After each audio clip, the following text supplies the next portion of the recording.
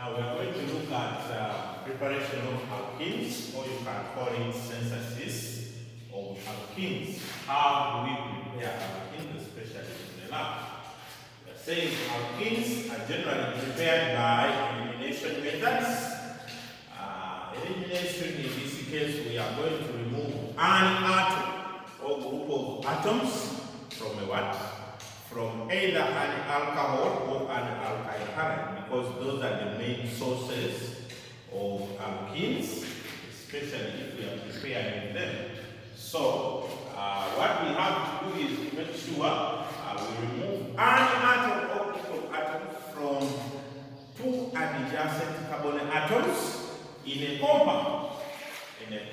So, we are going to just look at how we can get them from alcohols as our first, and then our second will be alkyl halides. So beginning with alcohol, we are saying we are needing to heat alcohols with concentrated sulfuric acid at a specific temperature of 170 to 180 degrees Celsius in order to form alkenes. In this case, sulfuric acid reacts as a dehydrating agent. Remember, sulfuric acid, because of its high affinity for water, it can either dry the substance by removing the water, or it can dehydrate the substance by removing elements of water. Elements of water, of course, you know water is H2O, and because water is H2O, the elements of water are hydrogen and oxygen. It means that if I can successfully remove hydrogen and oxygen from an alcohol, I will have dehydrated it to form an alkene. But we are also saying that primary and secondary alcohols have the same mechanism.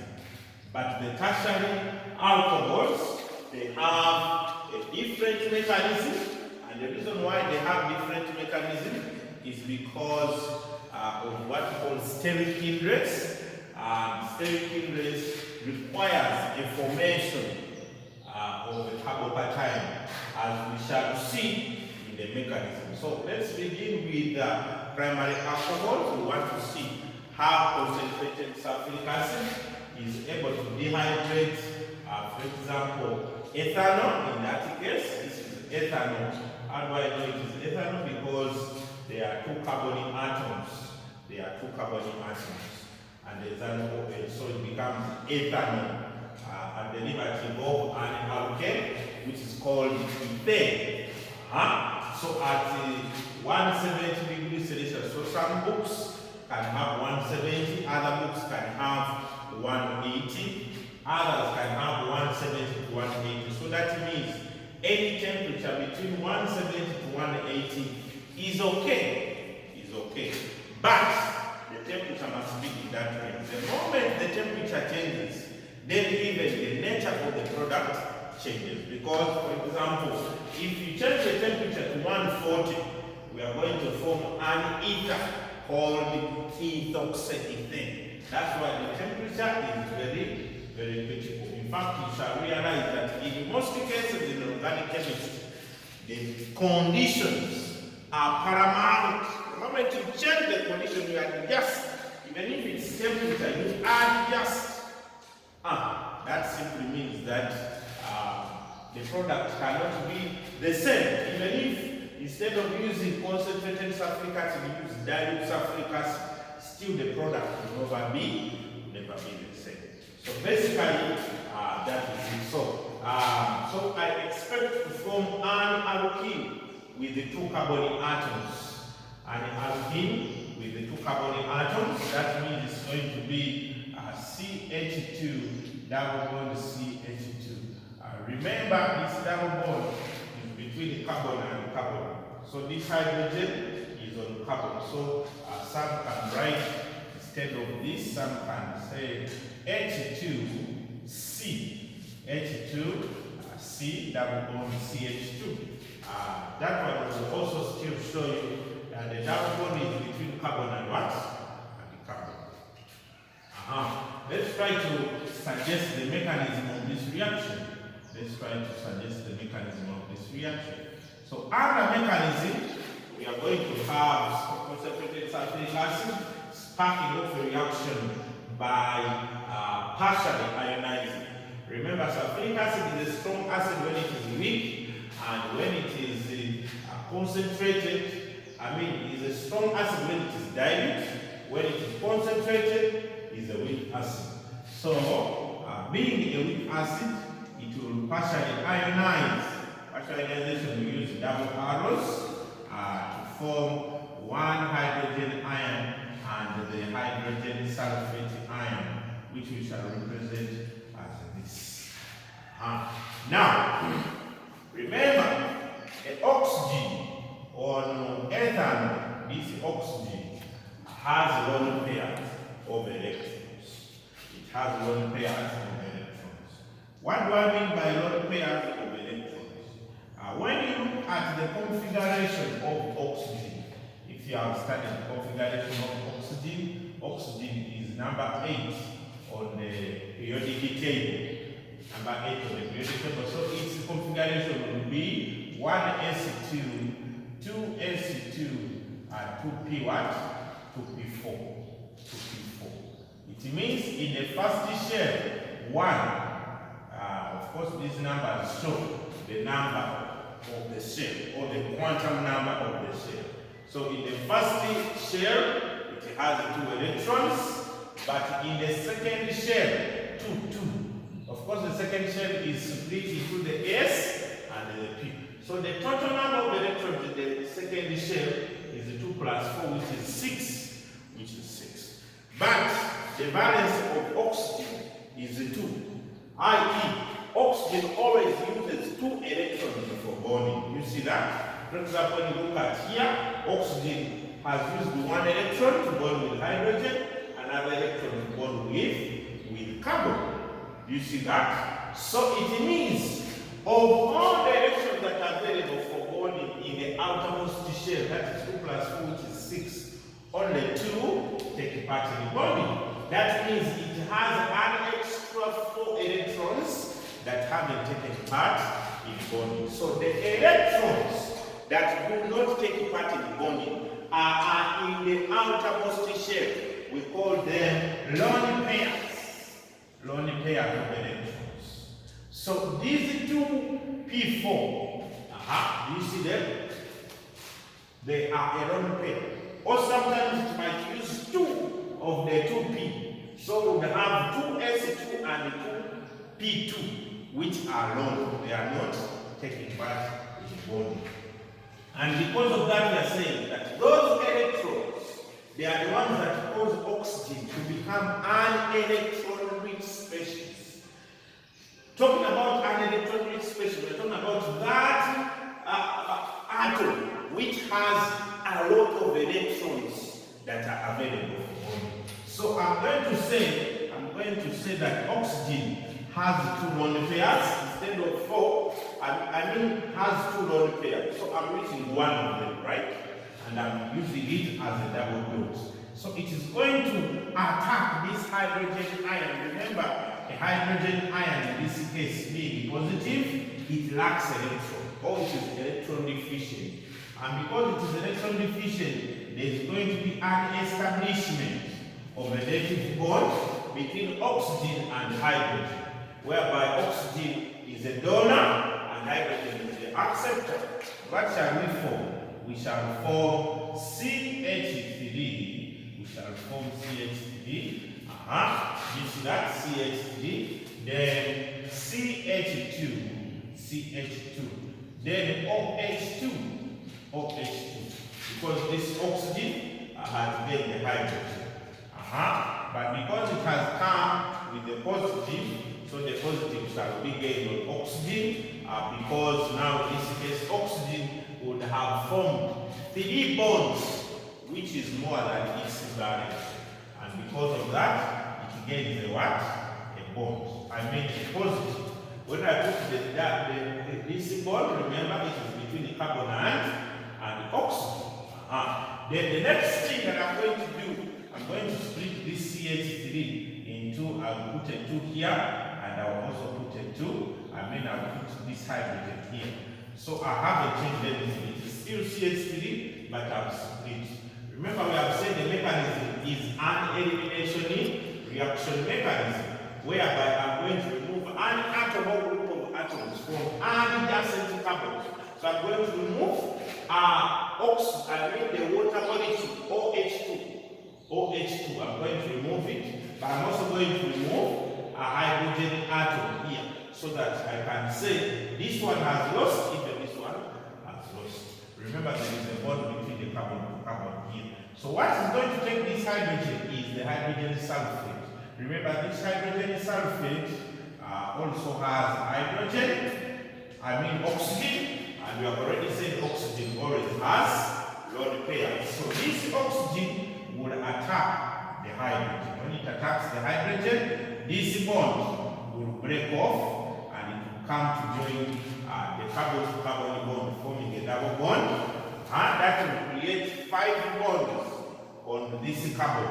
When you look at these 2 plus the 2 for hydrogen, that is the 4, plus the carbon-oxygen bond, that is the 5th bond. So because carbon now has more than its valence, it is going to break one of the bonds. But the weakest one is the one that will break. And the weakest one will be the carbon-oxygen bond.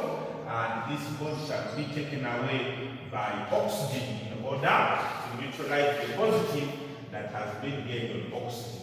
Now that means we are taking away the water molecule, but also the hydrogen atom.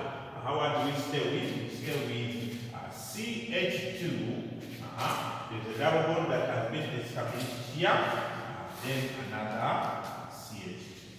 So that is the mechanism that leads to the formation of an alkene. In that case, C. So I'm going to show you another mechanism for secondary alcohol, because we have said we have to use primary and secondary alcohols. We are going to use primary and secondary.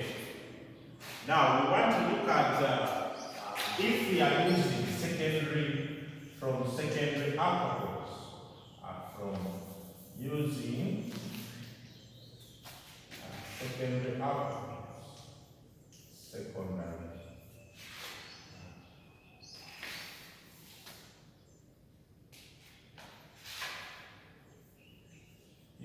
secondary alcohols.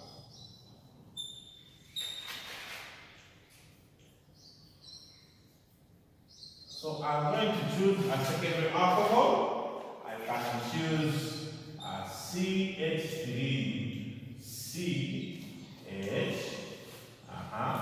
and then CH3 here, OH. Someone might be wondering, how do you know this is the primary alcohol, this is the secondary alcohol, this is the tertiary alcohol? Because alcohols are classified into those 3: primary, secondary, and tertiary alcohol. The primary alcohols are in this format.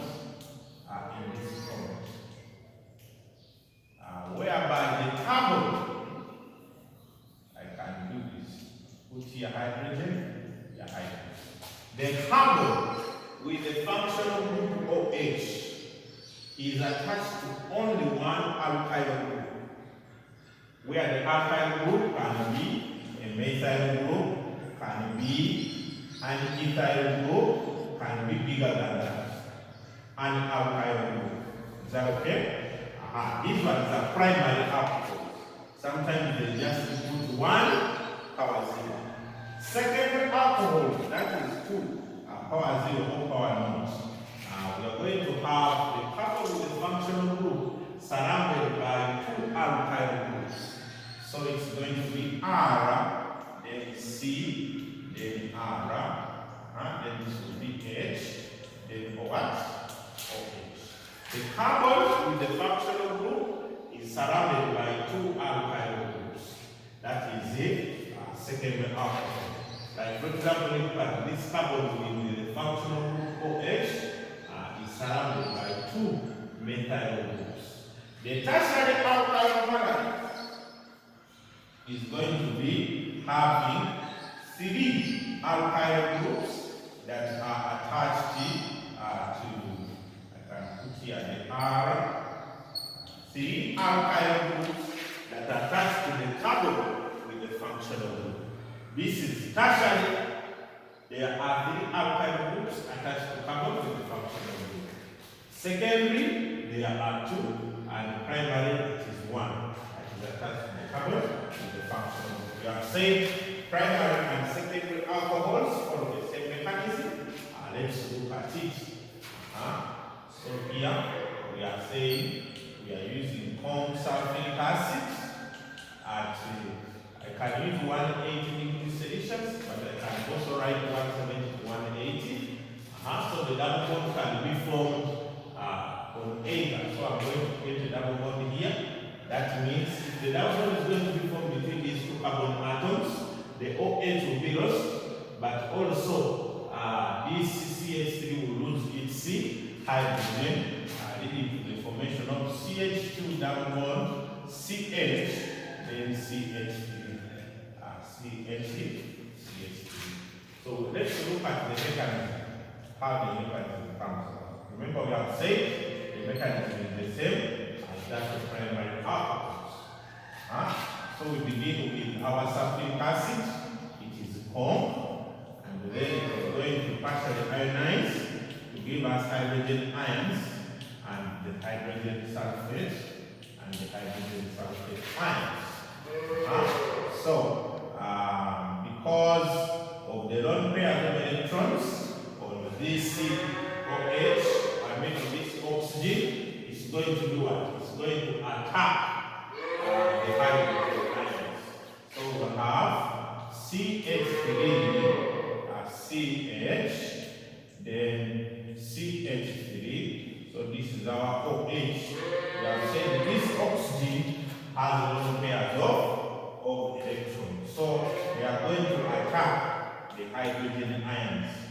We say hydrogen ions are called electrophiles because they lack electrons. So I'm going to attack. So when I attack the hydrogen ions, what do I form? I form CH3, CH, then CH3. Now let me put the OH up, so it will be OH2. And we've said because the hydrogen ions were positive, they come with that positive, and also because oxygen now has gained an extra bond. Now, I'm going to eliminate another hydrogen from this carbon. I can use this or that, but it will still be the same. So I'm establishing a bond between carbon and carbon, which has already been there. Then I'm going to bring my hydrogen sulfate. It also has oxygen, which has lone pairs of electrons. I've already explained what lone pairs of electrons are. So they are going to attack that hydrogen. The carbon-hydrogen bond will break, and it will form a new bond between carbon to carbon. This new bond formed here will cause the weakening of the carbon-oxygen bond, and it will break off and go with what? With oxygen. When it breaks off and goes with oxygen, what has remained is a CH2, then a double bond that has been formed, then a CH, the H2 has gone away, then CH3, then CH3. So I think you can appreciate the fact that the compound we have formed is what we anticipated. Now we want to see what happens when it is a tertiary a tertiary alcohol. We want to see what happens when it is a tertiary alcohol. But before we use a tertiary alcohol, maybe there is another concept that I need to show you about formation of ring compounds. Sometimes they might give you an alkene, which is a ring compound, and I want to show you that. but maybe I can fashion the alkenes which are rings. For example, they might give you such a compound. When you look at this is the compound in chemistry. This is the compound in chemistry, whereby if there is no double bond anywhere on that shape, you know that on every corner there is a CH2. There is a CH2 here, there is a CH2 here, even here there is a CH2. There is a CH2. These are bonds that are connecting the carbon atoms. Do you see that? This one can also be a compound of molecular mass. Molecular formula C 1, 2, 3, C3, H what? H6. H6. It is basically not an alkene, it is an alkane, but it is cyclic. It is cyclic. And because it is cyclic, what do we call it? The name, we shall call it cyclopropane. So you can imagine if it is like this,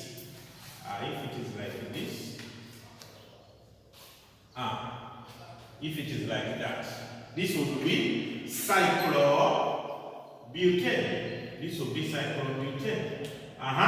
If it's like this, all these ones are compounds which are possible.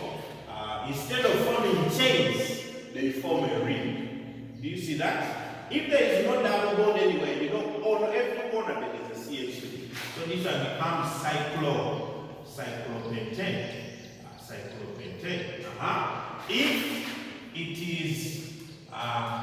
If it is a hexagon, this one becomes cyclohexane. In that order. But what if there is a double bond somewhere? For example, here there is a double bond. If there is a double bond, then it will be like this. So you find a compound like that. Do you see that? So that would mean where there is a double bond, here there is a CH. And here there is also a CH. Why? Because every carbon you must have 4 bonds. Do you see that? Then it means here there will be a CH2. Because there is no double bond there. Do you see that? So the name would be cyclopropene now. Do you see that? If you put a double bond here, still the statement is the same, it remains the same, and that will be cyclobutane. Butene. This would be cyclobutene. Do you see that? If you put a double bond here, that would be cyclopentene. But remember, for double bonds, you must pronounce the position of the double bond, starting with butene. In that case, but1. but1e. Because there's a possibility of having another double bond here. Do you see that? What about here? This would be pent1. Pent1e. So we want to see if it is, for example, cyclobut1e. How do you form cyclobut1e still from alcohols? In that case, I'm going to use steel. This is our second example on secondary alcohols. Why do I call it a secondary alcohol? Because the one I'm going to use is secondary alcohol. When you look at that compound there, remember I told you, if there is no double bond on every corner, there is a what? A CH2. What does that mean? That means that this compound is CH2 here, then here it is CH, another hydrogen has been replaced by OH, then there is a CH2 here, and then there is a CH2 here. So the bonds are like this. Do you see that? Where they are between carbon and carbon. So this carbon here, with the functional group, is attached to 2 methyl groups. So it can be considered. More like a secondary alkyl halide. But in this case, you must remember that it is one compound. So this CH2 is slightly attached to this CH2. So even if we consider it as a secondary alcohol, it may not be considered as such because of its ring. So we want to see what will happen here. So I'm going to use concentrated corn sulfuric acid. Then I'm saying from 170 to 180 degrees Celsius. I expect if this bond breaks off, and then also a carbon here will lose one of its hydrogen, and I will create a double bond here, forming a compound which looks like this. Can we look at the mechanism? Let's look at the mechanism. Mechanism. So our mechanism shall be, we are beginning of course with the sulfuric acid. We are beginning with sulfuric acid, which partially ionizes to give us hydrogen ions and also hydrogen sulfate. Now these hydrogen ions are going to be attacked by that oxygen. What do we form there? OH. Remember we said every oxygen should always be having at least one lone pair of electrons that will spark off its reaction with hydrogen ions. So what do we form? We form. Remember, I don't have to show the CH2s everywhere. I just still have to show the diagram. So I have OH. Now 2, there's a plus here. But because I want to remove a hydrogen from an adjacent carbon, I'm going to show it. So I'm going to show that there is a hydrogen here. Remember, there are 2 hydrogens, but I've just showed one because I want to remove one. The compound is naturally like this. There is CH2 here, there is CH, then OH2 here. Do you see that? There is CH2 and there is CH2 here. So basically what we are dealing with is like this. So I want to remove one of these hydrogens here. And that's how I'm going to remove it by introducing my hydrogen sulfate.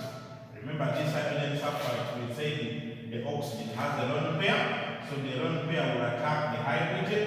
The bond will break and come to join the carbon-to-carbon bond here. What shall we form? Of course, we shall form a double bond here, and now this double bond shall destabilize the carbon-oxygen bond, which will break off steam. And then we shall form Do you see that? And we have called this one cyclobutane. We have called it cyclobutane. I hope you can be able to appreciate, especially most students are confused by this part. I hope you can be able to appreciate it.